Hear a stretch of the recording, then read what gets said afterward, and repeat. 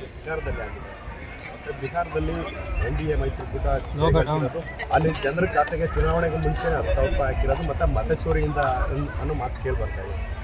ಕಾಂಗ್ರೆಸ್ ಅವ್ರಿಗೆ ಅದು ಮಾಮೂಲಿ ಆಗೋದು. ಮತಚೋರಿ, ವೋಟ್ ಚೋರಿ, ಆಮೇಲೆ ಎಲೆಕ್ಟ್ರಾನಿಕ್ ವೋಟಿಂಗ್ ಮಿಷಿನ್ ಸರಿ ಇಲ್ಲ. ಪ್ರತಿ ಎಲೆಕ್ಷನ್ ಯಾವ್ಯಾವ ಸೋಲ್ತೈತೋ ಮಾರನೇ ದಿನನೇ ಪ್ರೆಸ್ ಮೀಟ್ ಮಾಡ್ತಾರೆ. ಸೋತ್ ಮಾರನೇ ದಿನನೇ ಅದೇ ಪ್ರೆಸ್ ಮೀಟನ್ನು ಕರ್ನಾಟಕದಲ್ಲಿ ಚುನಾವಣೆ ನಡೀತಲ್ಲ, 136 ಸೀಟು ಕಾಂಗ್ರೆಸ್ ಗೆಲ್ತಲ್ಲ, ಅವಾಗ ಯಾಕೆ ವೋಟ್ ಚೋರಿ ಮಾತಾಡಲಿಲ್ಲ? ಅವಾಗ ಯಾಕೆ ಹಣ ಅಮಿತ್ ಶಾ ನಮ್ಮದೇ ಸರ್ಕಾರ ಇದ್ದಿದ್ದು BJP ಸರ್ಕಾರ, ಅವಾಗ ನಾವು ಹಣ ಹಾಕಿದ್ರಿ ಅಂತ ಯಾಕೆ ಹೇಳಲಿಲ್ಲ? ಅದೇ ತೆಲಂಗಾಣದಲ್ಲಿ ಚುನಾವಣೆ ಆಯಿತು, ಅಲ್ಲಿ ಕಾಂಗ್ರೆಸ್ ಗೆಲ್ತು, ಅಲ್ಲಿ ಯಾಕೆ EVM machine, electronic voting machine ಸರಿ ಇಲ್ಲ ಅಂತ ಅವಾಗ ಯಾಕೆ ಹೇಳಲಿಲ್ಲ? ಅವಾಗ ವೋಟ್ ಚೋರಿ.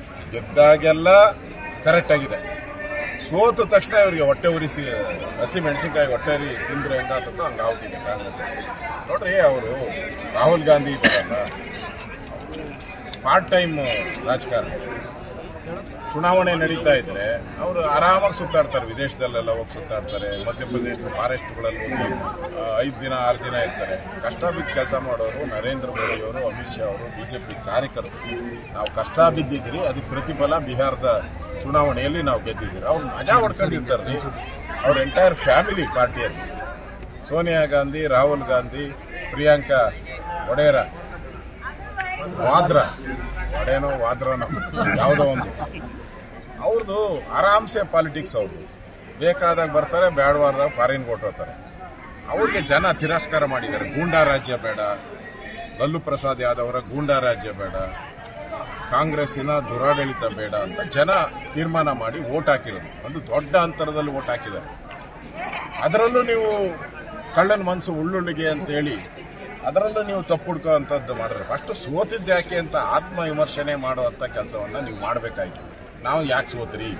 ರಾಹುಲ್ ಗಾಂಧಿ ಎಲ್ಲೆಲ್ಲಿ ಪ್ರಚಾರ ಮಾಡಿದ್ರು, ಲಲ್ಲು ಪ್ರಸಾದ್ ಎಲ್ಲೆಲ್ಲಿ ಪ್ರಚಾರ ಮಾಡಿದ್ರು, ಏನು ನಮ್ಮಲ್ಲಿ ಮೈನಸ್ ಆಗಿದೆ, ಏನು ಕಾರ್ಯಕರ್ತರು ಯಾಕೆ ಕೆಲಸ ಮಾಡಿಲ್ಲ, ಅದನ್ನು ಅವರು ಕಾಂಗ್ರೆಸ್ ಪಾರ್ಟಿ ಯೋಚನೆ ಮಾಡಬೇಕಾಯ್ತು. ಅದು ಬಿಟ್ಬಿಟ್ಟು ಮತಚೋರಿ, ವೋಟ್ ಸರಿ ಇಲ್ಲ, ಇದು 7 ಗಂಟೆ ಕೂತ್ಕೊಂಡ್ರೆ ಜನ ನಂಬೋದಿಲ್ಲ. ಇಡೀ ದೇಶದ ಜನ ಇವತ್ತು ಇವರು ಏನು ವೋಟ್ ಚೋರಿ ಅಂತ ಅಭಿಯಾನ ಮಾಡಿದ್ರು ದೇಶದಲ್ಲೆಲ್ಲ, ಅದರ ವಿರುದ್ಧವಾಗಿ ಬಿಹಾರ ಜನ BJPಗೆ ಇದಕ್ಕೆ ಬೆಂಬಲವನ್ನು ಕೊಟ್ಟಿದ್ದಾರೆ.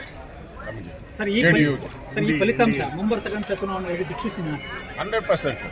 ಇದು ರಿಪಿಟೇಷನ್ ಆಫ್ ಕರ್ನಾಟಕ. ನೋಡಿ, ಬಿಹಾರದಲ್ಲಿ ಏನಾಗಿದೆ ಅದು ಕರ್ನಾಟಕದಲ್ಲೂ ರಿಪೀಟ್ ಆಗ್ತದೆ. ಈ ಭ್ರಷ್ಟ ಸರ್ಕಾರ 60% ಲೂಟಿ ಮಾಡ್ತಾ ಇರೋವಂಥ, ಕಮಿಷನ್ ಹೊಡೆಯುವಂಥ ಸರ್ಕಾರ, ಖಜಾನೆ ಖಾಲಿ ಮಾಡಿರೋ ಸರ್ಕಾರ, ಮತ್ತು ಸಂಬಳ ಕೊಡೋಕ್ಕೂ ದುಡ್ಡಿಲ್ಲದೆ ಪಾಪರಾಗಿರುವಂಥ ಸರ್ಕಾರ, ಒಂದೇ ಒಂದು ಅಭಿವೃದ್ಧಿ ಕಲ್ಲೂ ಕೂಡ ಎಲ್ಲೂ ಹಾಕದೇ ಇರುವಂಥ ಸರ್ಕಾರ. ಈ ಸರ್ಕಾರ ಇದ್ದರೆಷ್ಟು ಹೋದ್ರೆಷ್ಟು ಜನ ತೀರ್ಮಾನ ಮಾಡಿಬಿಟ್ಟಿದ್ದಾರೆ. ಇವಾಗ ಚುನಾವಣೆ ನಡೆದು ಬಿಹಾರಕ್ಕಿಂತ ಜಾಸ್ತಿ ಸೀಟ್ ನಾವು ಬರ್ತೀವಿ.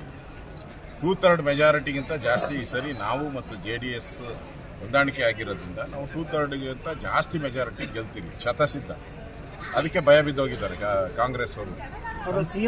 ಇಷ್ಟು ದಿನ ಅವರ ಪಾರ್ಟಿಯಲ್ಲಿ ಅಧಿಕಾರ ಹಸ್ತಾಂತರದ ಅಗ್ರಿಮೆಂಟ್ ಆಗಿತ್ತು. ಈಗ ವೀಕ್ ಕೇಂದ್ರ ಇರೋದು, ಕಾಂಗ್ರೆಸ್ ವೀಕ್ ಇದೆ ಕೇಂದ್ರದಲ್ಲಿ. ರಾಹುಲ್ ಗಾಂಧಿ ಈ ಚುನಾವಣೆ ಸೋತ ಮೇಲೆ ವೀಕ್ ಆಗಿದ್ದಾರೆ. ಇನ್ನೇನಿದ್ರು ಸಿದ್ದರಾಮಯ್ಯಿಂದ ಇಲ್ಲಿ ಪವರ್. ಸಿದ್ದರಾಮಯ್ಯ ಹೇಳ್ದಂಗೆ ರಾಹುಲ್ ಗಾಂಧಿ ಕೇಳಬೇಕು. ಇಷ್ಟು ದಿನ ರಾಹುಲ್ ಗಾಂಧಿ ಹೇಳ್ದಂಗೆ ಸಿದ್ದರಾಮಯ್ಯ ಕೇಳ್ತಾ ಇದ್ರು. ಇನ್ಮೇಲೆ ಪಿಕ್ಚರ್ ಬಾಕಿ ನೋಡಿ. ಈಗ ಇನ್ನು ಸಿದ್ದರಾಮಯ್ಯ ಏನು ಹೇಳ್ತಾನೋ ಅದನ್ನು ರಾಹುಲ್ ಗಾಂಧಿ ಕೇಳಬೇಕು. ಆ ಪರಿಸ್ಥಿತಿಯನ್ನು ಕರ್ನಾಟಕದಲ್ಲಿ ತರ್ತಾರೆ. ಒಟ್ಟಲ್ಲಿ ಲೂಟಿ ಮಾಡೋಕ್ಕೆ ಸಿದ್ದರಾಮಯ್ಯ ಅಂಡ್ ಗ್ಯಾಂಗ್ ಎಲ್ಲ ಮಿನಿಸ್ಟ್ರು ಲೂಟಿ ಮಾಡೋಕ್ಕೆ ಹೊರಟಿದ್ದಾರೆ. ಅಂದ್ರೆ DK ಅವರು CM ಆಗಲ್ವಾ ಸರ್? DK ಶಿವಕುಮಾರ್ CM ಆಗಲ್ವಾ ಸರ್? DKಶಿನೇ ಕೇಳ್ಬೇಕು ನೀವು. ಯಾಕಂದ್ರೆ ಅವರು ಎಲ್ಲಾ ದೇವ್ರನ್ನೂ ನೋಡ್ಬಿಟ್ಟಿದ್ರು. ಈಶ್ವರನ ನೋಡಿದ್ರು, ಆಮೇಲೆ ವೆಂಕಟೇಶ್ವರನ್ ನೋಡಿದ್ರು, ನಾರಾಯಣನ್ ನೋಡಿದ್ರು, ಬ್ರಹ್ಮನ್ ಒಬ್ಬನ್ ಬಿಟ್ಬಿಟ್ಟಿದ್ರು. ಬ್ರಹ್ಮ ಹಣೆ ಬರೆಯೋ ಬ್ರಹ್ಮನ್ ಒಬ್ಬನ್ ಬಿಟ್ಬಿಟ್ಟಿದ್ರು. ಈ ಬಿಹಾರ್ ಎಲೆಕ್ಷನ್ನು ಒಂಥರ ಬ್ರಹ್ಮ ಇದ್ದಂಗೆ ಅವ್ರ ಪಾಲಿಗೆ.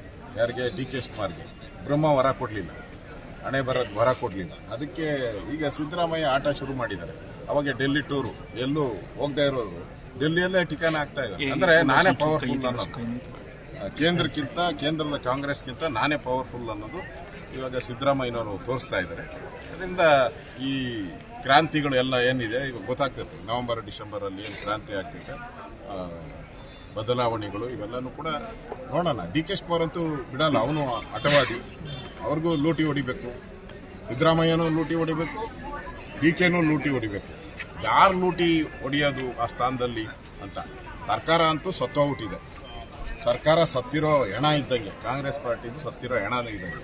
ಈಗ ಮುಂದೆ ಯಾರು ಬರೋದು, ಹಿಂದೆ ಬರೋದು ಯಾರು ಹೆಗಲು ಕೊಡೋದು ಅಷ್ಟೇ. ಇಲ್ಲಿ ಮುಂದೆ ಡಿ ಕೆ ಕೊಡಬೇಕಾ, ಸಿದ್ದರಾಮಯ್ಯ ಕೊಡಬೇಕಾ, ಅಷ್ಟೇ ಇಲ್ಲಿ ನಡೀತಾ ಇರೋದು. ಇಂತೆ ಜನರ ಪಾಲಿಗಂತೂ ಸರ್ಕಾರ ಸತ್ತು. ಮಧ್ಯಂತರ ಚುನಾವಣೆ ಬರೋ ಸಾಧ್ಯತೆ ಇದೆಯಾ ಸರ್? ಬರ್ಬೋದು. ಈ ಕಿತ್ತಾಟ ನೋಡಿದ್ರೆ ಮಧ್ಯಂತರ ಚುನಾವಣೆ ಬರ್ಬೋದು. ನಾವೆಲ್ಲರೂ ಬಿಜೆಪಿ JDS ಅವರು ರೆಡಿ ಇದ್ದೀವಿ. ಯಾವುದೇ ಚುನಾವಣೆ ಬಂದರೂ ರೆಡಿ ಇದ್ದೀರಿ. ಪಕ್ಷಾಂತರಕ್ಕೆ ಯಾವುದು ಇಲ್ಲ. ಈ ಸರಿ ಡೈರೆಕ್ಟ್ ಚುನಾವಣೆಯನ್ನು ಮಾಡ್ತೀರಿ. ಜನರ ಬಹುಮತವನ್ನು ಗಳಿಸಿ ರಾಜ್ಯದಲ್ಲಿ ಬಿಜೆಪಿ ಮತ್ತು JDSನ ಆಡಳಿತ ಬರುತ್ತೆ. ಗುಂಡ್ಲುಪೇಟೆಯಲ್ಲಿ ಪಾದಯಾತ್ರೆ ಮಾಡಿದೆ, ಚಾಲೂ ಆಗಿದೆ ಅಂತಲ್ಲ, ನಮ್ಮ ನಿರಂಜನ್ ಹೇಳ್ತಾ ಇದ್ರು. ಎಲ್ಲ ಕೆಲಸ ಶುರುವಾಗಿದೆ. ಕೆರೆಗಳ ನೀರು ತುಂಬಿಸುವಂತ ಕೆಲಸ ಪ್ರಾರಂಭ ಆಗಿದೆ. ಹೋರಾಟ ಆದ್ಮೇಲೆ ಶುರು ಮಾಡ್ಕೊಂಡಿದ್ದಾರೆ. ಮಾಡಿಲ್ಲ ಅಂದ್ರೆ ಇನ್ನ ಮತ್ತೆ ಮಾಡ್ತೀರಿ, ಏನ್ ನಿಲ್ಸಲ್ಲ, ಅರ್ಧಕ್ಕೆ ಬಿಟ್ಟು ಹೋಗೋದಲ್ಲ. ಇದನ್ನ ದೊಡ್ಡ ವಿಚಾರವನ್ನ ನಾವು ತೆಗೆದುಕೊಳ್ತೀರಿ. ಅಧಿವೇಶನದಲ್ಲೂ ಕೂಡ ನಿನ್ನೆ ನಾನು ಸಭೆ ಮಾಡಿದ್ದೀನಿ. ವಿಶೇಷವಾಗಿ ಮೊದಲೇ ಅಧಿವೇಶನದಲ್ಲೇ ಉತ್ತರ ಕರ್ನಾಟಕದ ಈ ಸರ್ಕಾರ ಕಳೆದ 2 ವರ್ಷದಲ್ಲಿ ಉತ್ತರ ಕರ್ನಾಟಕಕ್ಕೆ ಏನು ಮೋಸ ಮಾಡಿದೆ, ಭರವಸೆ ಏನು ಕೊಟ್ಟಿದ್ರು, ಅಧಿವೇಶನದಲ್ಲಿ ಭರವಸೆ ಕೊಟ್ಟಿರೋದನ್ನ ಮಾಡದೇ ಇರುವಂಥ ಕಾರ್ಯಗಳನ್ನು ಇಟ್ಕೊಂಡು ಅದನ್ನು ಮೊದಲೇ ಪ್ರಾರಂಭ ಮಾಡ್ತೀರಿ. ಅದೇ ರೀತಿ ಬೆಳೆಯಿಂದ ಹಾನಿಯಾಗಿರುವಂಥ ರೈತರ ಪಾಲಿಗೆ ಈ ಸರ್ಕಾರ ಸತ್ತೋಗಿದೆ. ಅದನ್ನು ಕೂಡ ವಿಧಾನಸಭಾ ಅಧಿವೇಶನದಲ್ಲಿ ತಗೊತಾ ಇದ್ದೀರಿ. ಮತ್ತು ಲ್ಯಾಂಡ್ ಆರ್ಡರ್ ಪ್ರಾಬ್ಲಮಿಂದ ರಾಜ್ಯದಲ್ಲಿ ಆಡಳಿತ ಕುಸಿದೋಗಿದೆಯಲ್ಲ, ಈ 3 ವಿಚಾರಗಳನ್ನು ನಿಲುವಳಿ ಸೂಚನೆ ಮುಖಾಂತರ ರಾಜ್ಯದಲ್ಲಿ ವಿಧಾನಸಭಾ ಅಧಿವೇಶನದಲ್ಲಿ, ಬೆಳಗಾವಿ ಅಧಿವೇಶನದಲ್ಲಿ ತೆಗೆದುಕೊಂಡು ಸರ್ಕಾರಕ್ಕೆ ಬಿಸಿ ಮುಟ್ಟುವ ಕೆಲಸವನ್ನು ನಾವು ಮಾಡ್ತೀವಿ.